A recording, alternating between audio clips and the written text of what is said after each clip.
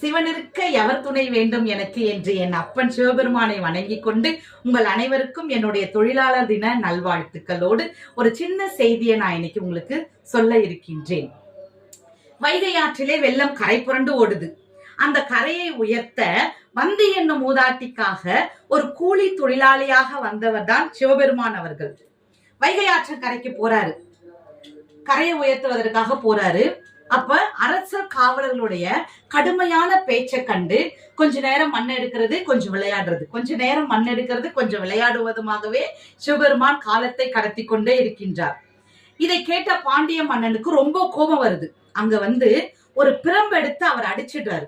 அவரை அடித்த அடி இந்த உலகத்தில் உள்ள அனைத்து உயிர்களின் மீதுமே பட்டது.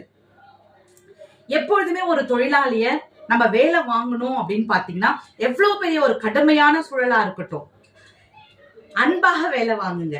அன்பாக வேலை வாங்குனீங்க அப்படின்னா அரை மணி நேர வேலையை கூட அவன் அசால்ட்டா செய்து முடிச்சுட்டு போயிடுவான்.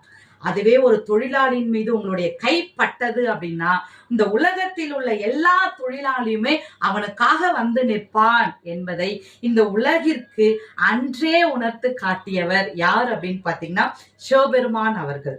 அதனால தொழிலாளர்களை மதியுங்கள், அன்பாக வேலை வாங்குங்கள். நன்றி.